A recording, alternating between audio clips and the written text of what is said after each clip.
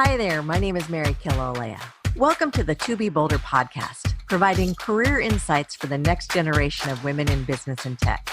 To Be Bolder was created out of my love for technology and marketing, my desire to bring together like-minded women, and my hope to be a great role model and source of inspiration for my two girls and other young women like you, encouraging you guys to show up and to be bolder and to know that anything you guys dream of, it's totally possible. So sit back, relax, and enjoy the conversation. So what does it take to scale a billion-dollar brand, lead massive teams, and still have the courage to reinvent yourself in a world where technology moves faster than ever? Well, today's guest knows the answer firsthand. Caitlin Clark-Zigmond is a two-time entrepreneur and the founder, chief executive, and marketing officer of Clark Growth Partners, where she helps high-growth companies accelerate their go-to-market strategies with AI-powered precision. Before launching her own firm, Caitlin serves as Chief Marketing Officer for Intel's global software and SaaS portfolio, where she built the global Intel Tyber brand and drove an astonishing 76% to 345 year-over-year pipeline growth through AI-enabled marketing engines. She also led Verizon's business, a $6 billion public sector portfolio, delivering full-year revenue in just 2 quarters and earning the company's coveted All-In Award. Her work has been featured in Harvard Business Review and has set a new standard for B2B marketing excellence. Caitlin, thank you for being here. It's great to have you here. Thanks for having me. I'm super excited to be here and to see you. So take me down memory lane a bit and just a high level of your career journey. And then we'll kind of go into, roles and responsibilities and how you came about to forming your new company. Venture. All right. Well, let's see. So I started out years ago in high tech in a little startup that produced precision ovens for microscopes. That started kind of a trek into technology. I didn't know how far it would go, but it seemed to go far. From there, my mom insisted I become an entrepreneur at some point. And I was a great cook. And so I bought a catering company years and years ago and took it from 4 people and 100,000 in revenue to about 1.8 million in sales, 15 part-timers, 10 full-timers, 50 contractors. And during that time, there was a technical marketing company who was upstairs above my kitchen and who would come down. And some of my clients, from a catering perspective, were theirs. And so I started on this whole adventure doing marketing work and getting the so what out of the messaging and some of the campaigns that they were helping build. And so when I sold my company, I had done work for Global Crossing and they were one of my clients, and they called Visual Science and asked them to do another project. And they're like, why don't you call her up and see what she's doing? Because she sold her business. And so I did. And they said, would you like to be a product manager? And so off I went, I'm like, what's a product manager? I'm like, well, we'll tell you. So across audio, video, and web conferencing, I started when WebEx was a little baby and the cloud was still having to be explained, and SIP was on the rise from a phone perspective, and got into that space. And that led me into another startup that wanted to be the largest wholesale provider of voice. And I became their first product manager there. That exited into being bought by Comcast. I built Comcast Digital Voice, which is now a $2.3 billion product today. I took that product from PRD to its first B and built several more multi-$100 million UCaaS and enterprise security solutions for Comcast business. And in that process and in that past, I decided that I really wanted to get back to explaining the value and the so what of things. And I went and did one other product role at CoreDial, but Verizon had come back to me after I turned down a job for them and asked if I would build out the product marketing organization. And so it was a $12 billion portfolio, Cheesecake Factory menu of products and services.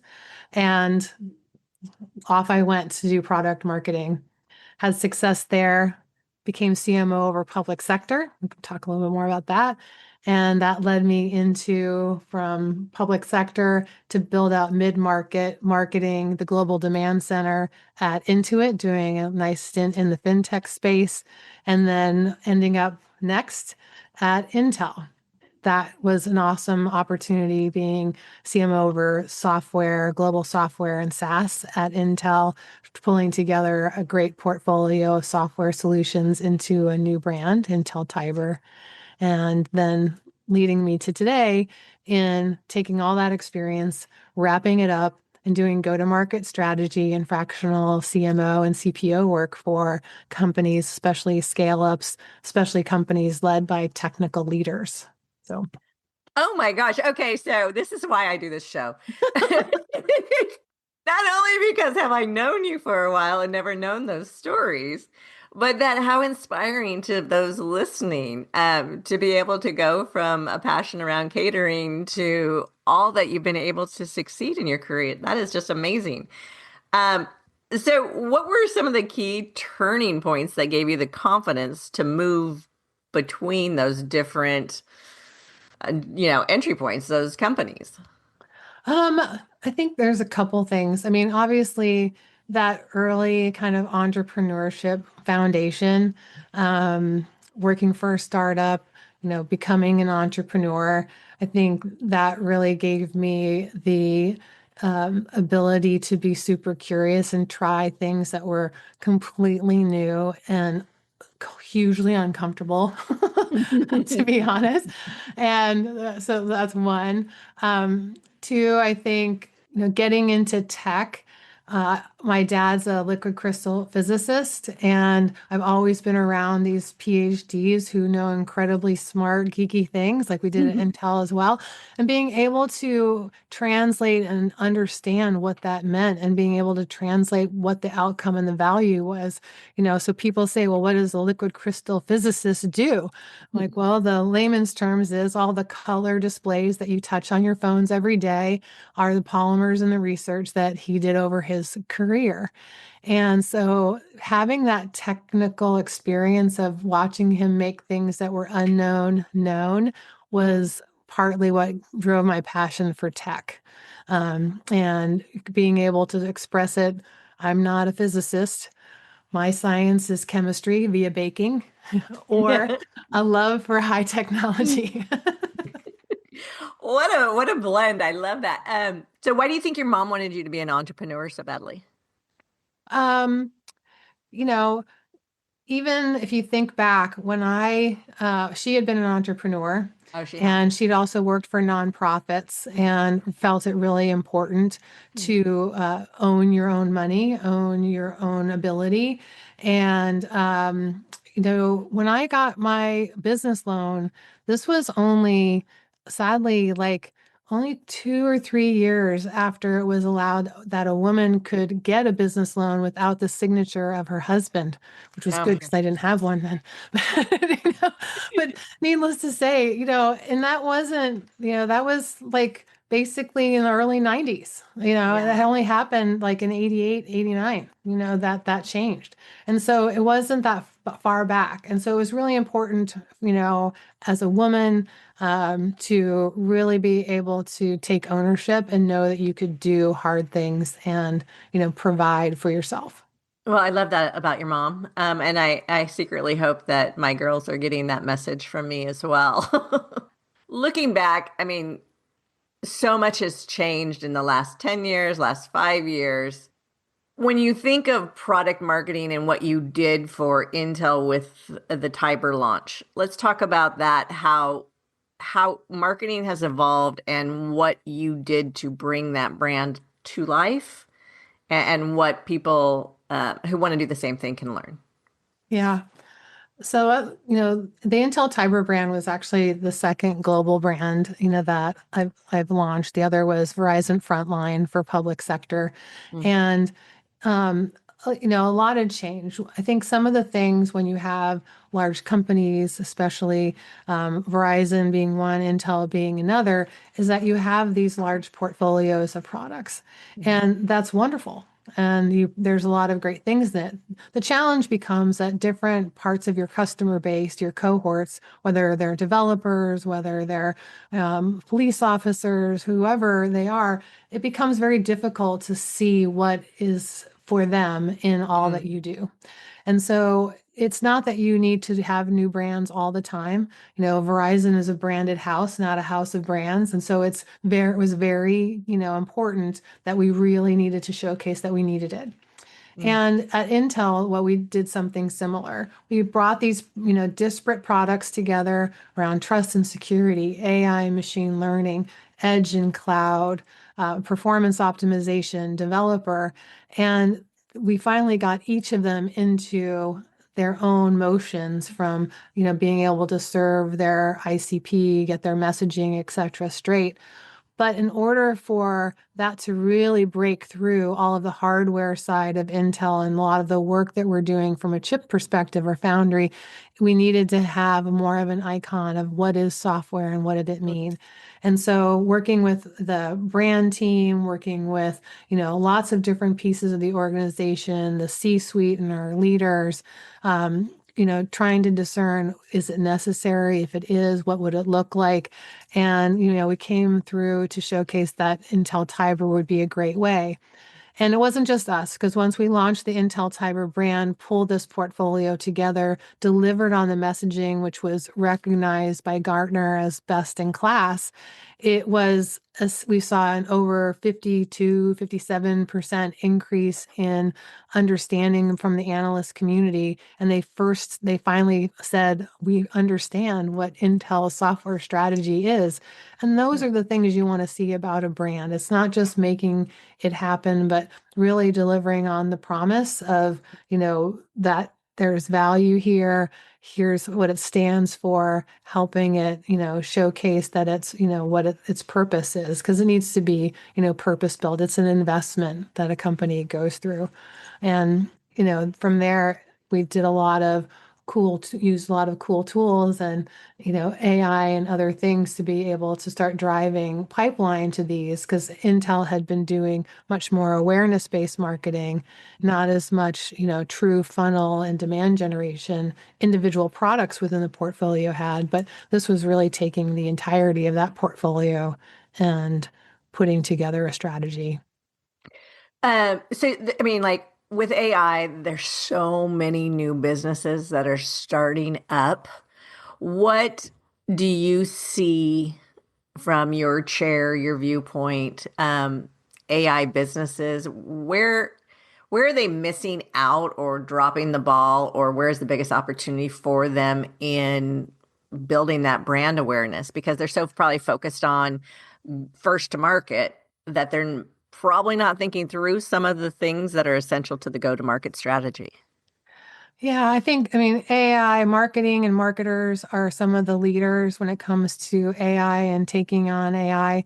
But then just AI overall, a lot of people are overwhelmed. Mhm. I think some of it you just have to start with use cases and not tools, and not try to, tool your way through it at all. I think that's not going to work. Truly, begin with your data as the foundation.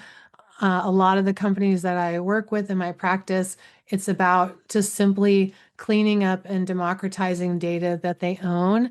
And then, really finding some easy starter use cases that we can pilot and sort of iterate on. Um, I see that, for example, in some larger organizations, there's not enough data that's been democratized into their CDP, for example, and that tools, whether it's their MarTech stack, their CRM, their success platforms, whatever, billing, you name it, if that's not there, there's just so much lost just simply by not having those kinds of things cleaned up. So I think there's still a lot of blocking and tackling, even though there's lots of, super fun, tools to go play with. I would also say that if you can take these little snippets, do little tests, I think that's a piece of it. And then specific to marketing, the intent data platforms and the AI that's available in those great platforms like Sixth Sense and Bombora, for account prioritization. if you think about the needs or the opportunities around conversation intelligence and being able to bring, good insights to salespeople or others, Gong and Chorus and, things like that. And don't get me wrong, I'm just giving you examples. There's lots of other great ones, so I don't want to, cast any aside. But, predictive analytics, for lead scoring and pipeline, I see so many companies who have great platforms, whether it's a HubSpot, a Go High Level, an Eloqua, you name it, a marketing cloud, who aren't fully utilizing the AI that's already in those systems, mostly because they haven't democratized their data. And then content and that personalization. I am a product advisor for Path Factory, who does AI generated content, and that content optimization, doing, being able to quickly A/B test and optimize, personalized content and know that that's working and really deliver for each of your cohorts or each of your customer types or places in their journey is, that's possible now. So I think there's a lot of really, great tools that you can leverage. And marketers, I think, are kind of the leading edge because we've had to go and gather data from all these systems by hand, and we know how painful it is. We don't want to have to do it anymore. So for those listening that might not know what it means, democratize data, can you define that? Sure. So a lot of times you'll have, depending on your size of company, you may have these different platforms. You might have a HubSpot, and you have your Salesforce and your Google Analytics and your customer success platform, and, and your billing platform, and it goes on and on and on and on. The challenge becomes that those are each siloed. And when you want any type of data, we all heard about Qualtrics and Power BI and all the different things to be able to get to that data, they're great tools. But when you have like a CDP, basically a customer data platform, it's basically a data warehouse where all of the data that lives in each of these platforms can be housed, connected by ID numbers or different values that connect them to individual customers or accounts. And that gives you so much more insight from all these different platforms and tells you not only what account number it is, what campaigns you've run, but what the billing cycle was, how long they were logged into your platform, and all these different things that once you've given and democratized it into one location, then you can do so many things. And then you're seeing with great capabilities like the rise of agentic, you don't necessarily have to buy new platforms. You just have to put a layer in with like MCP or other things that will allow those platforms to reference and talk to each other much more quickly. So depending on your size, you might need a CDP, you might just need an MCP server, depending on what you're doing.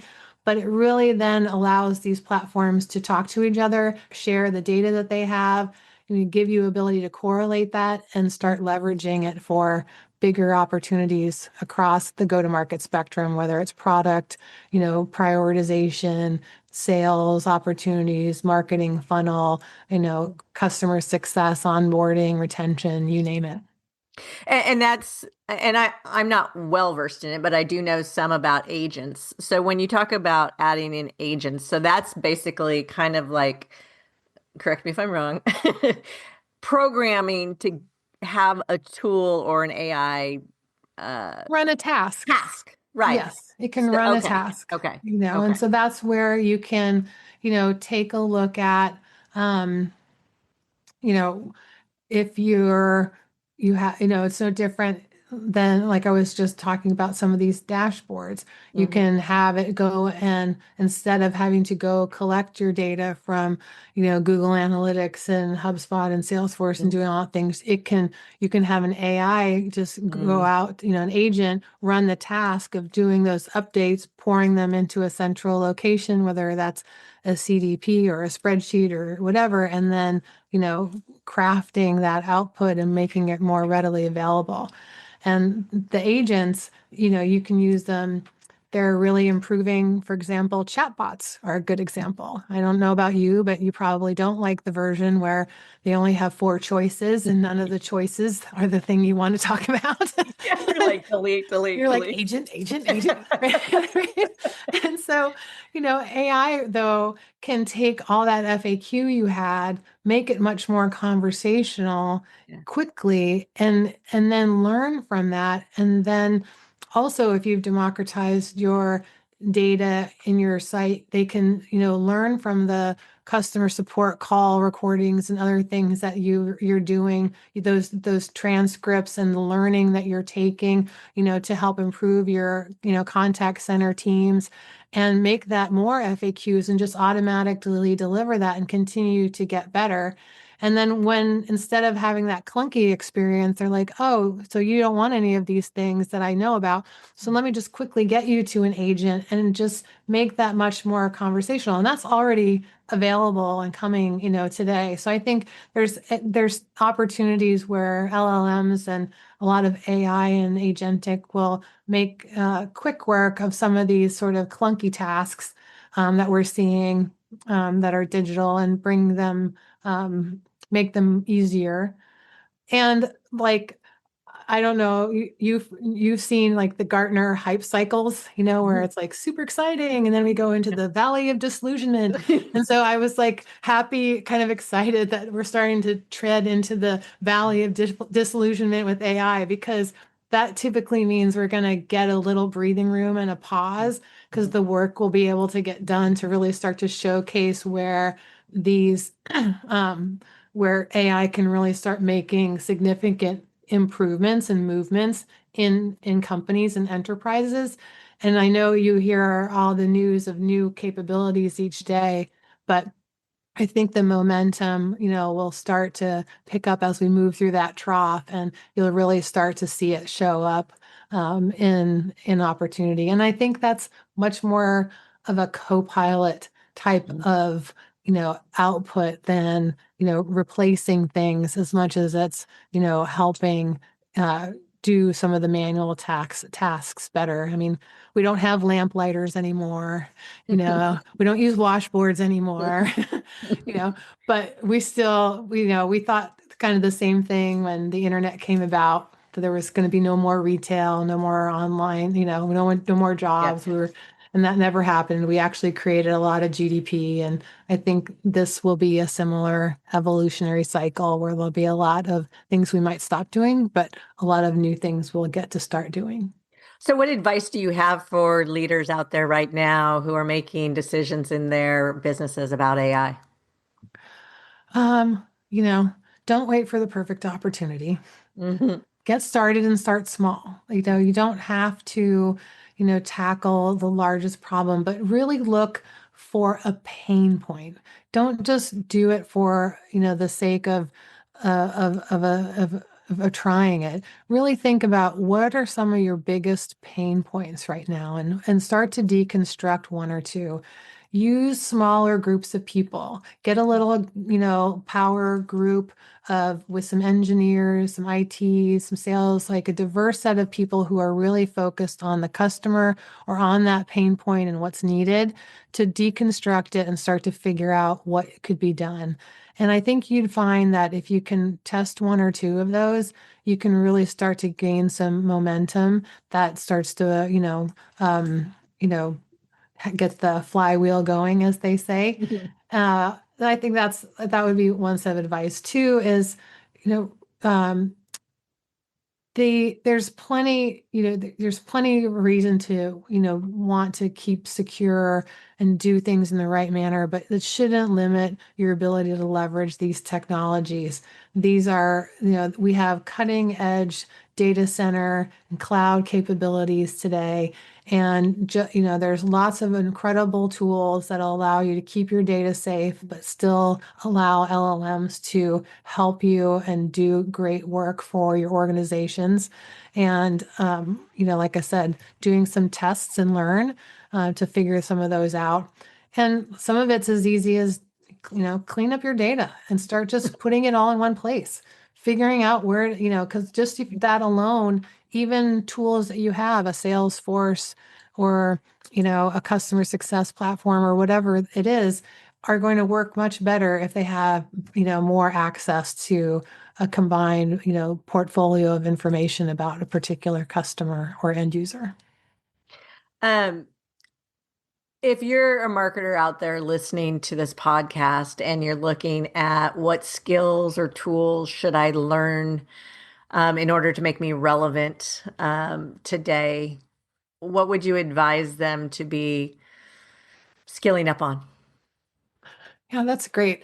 It's a good question because I think people want to be like, you know, I think I have to be an AI data scientist to use any of this. And the truth is, I think I forget what research it was, but something that's basically says you only need to be about 30% of the way through to be dangerous, right?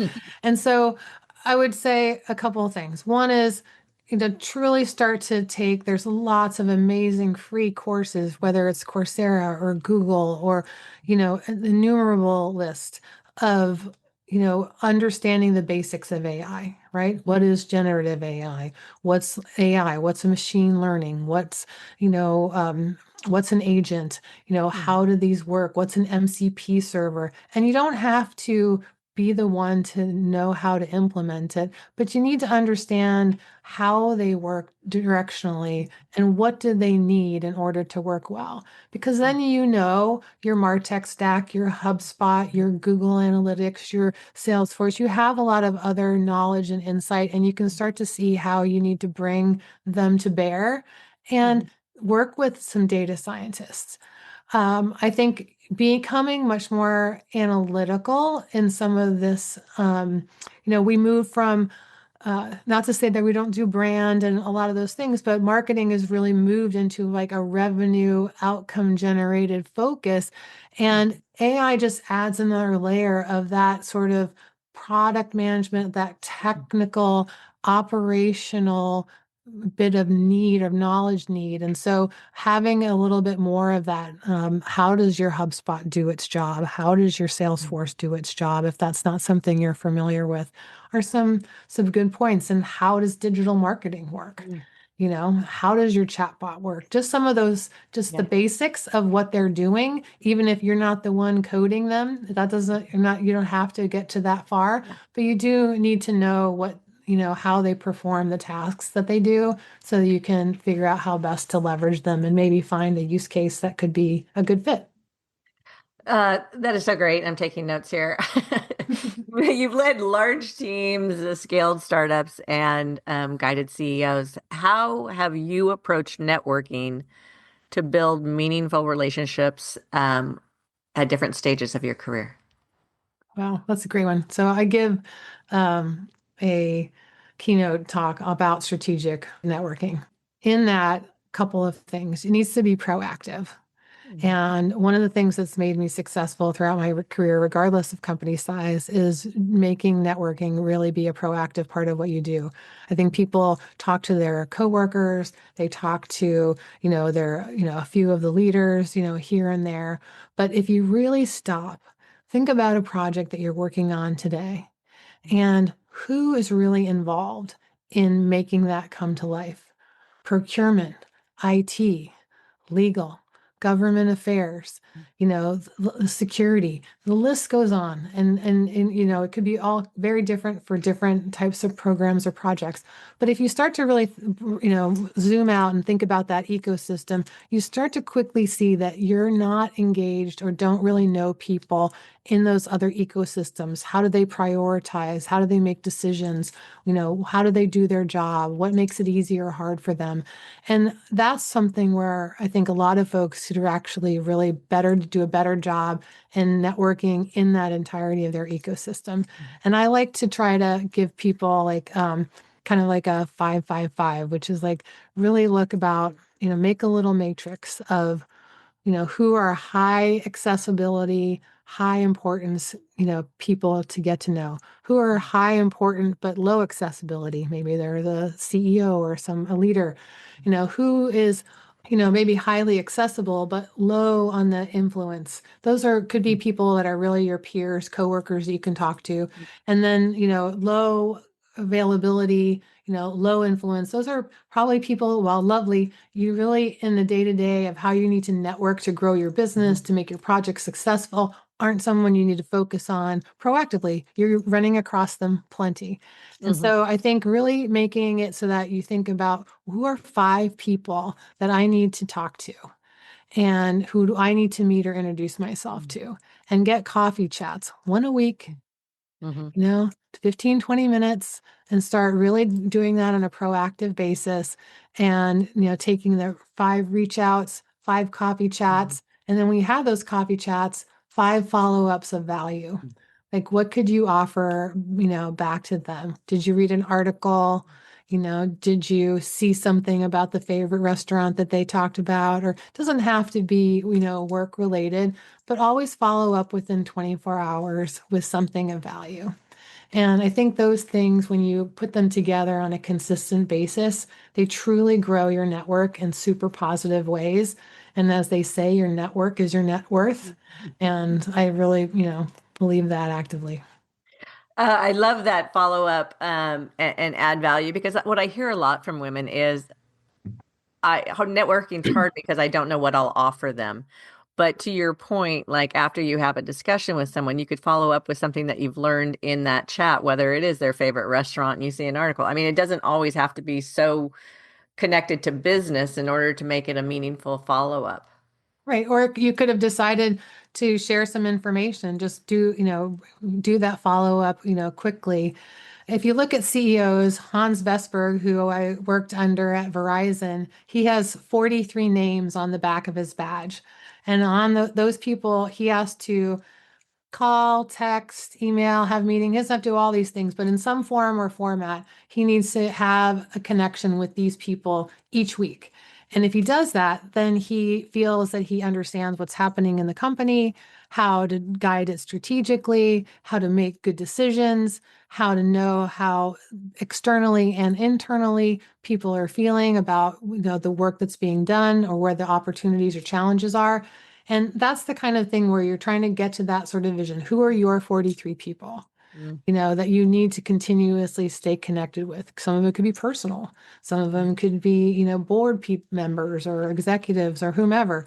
But I think, making that more of a proactive activity and not a happenstance or occasional. I love that. Any tips for women who feel hesitant to reach out or promote themselves on LinkedIn or some professional circles? I mean, a lot of women have a hard time, and I want to say bragging because I know it's not bragging, but they look at it as bragging. You know, you can be an introvert and still network, Mhm.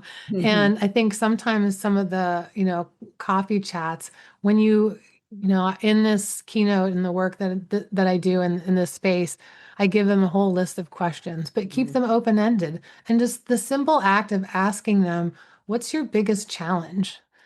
And putting the person you're talking with at the center, you don't have to be selling yourself. You just really need to open the door for them to share. Because a lot of people who, they can't share everything with a coworker, or they can't always, tell you some of their bigger challenges because it's in there, with folks that they see every day in that sense. And so when you're networking with people, you'll be surprised how much they open up.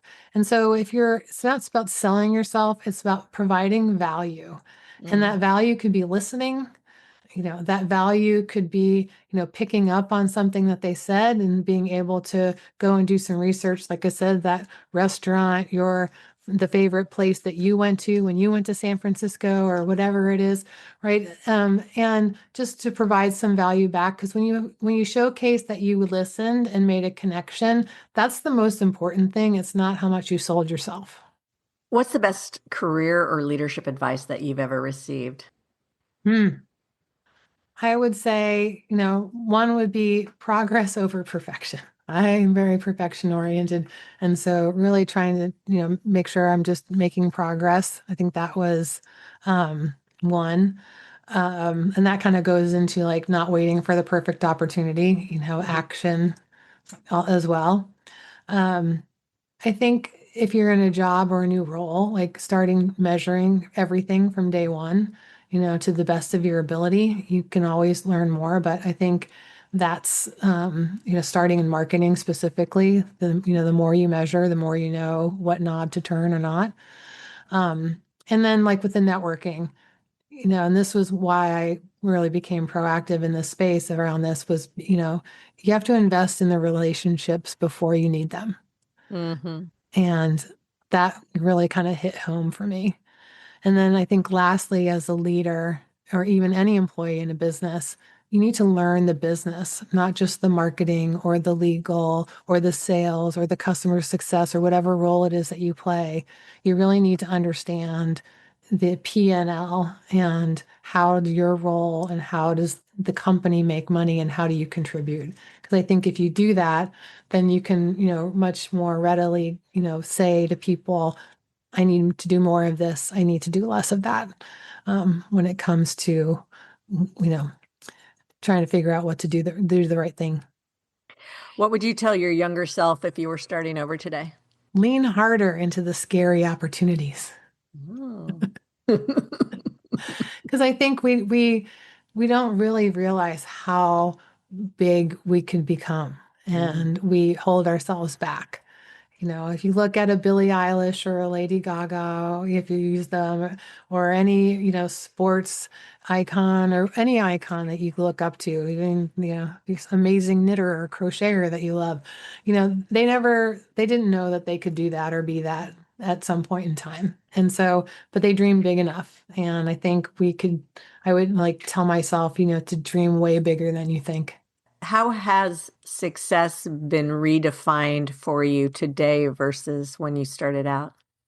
When you start out, the title advancement, the budget size you had, the team head count, the company and the brand recognition, all nice things, and you really shoot for them because it helps you build credibility and so on and so forth. But now, client transformation, being able to have impact and see them be successful and being able to make a difference.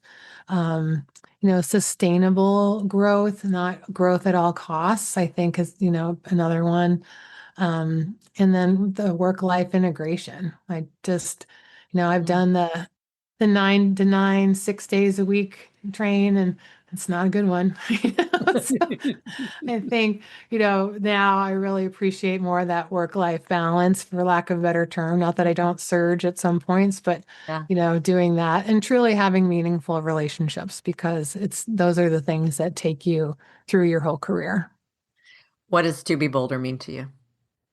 I think it's, permission to bet on yourself. Mm.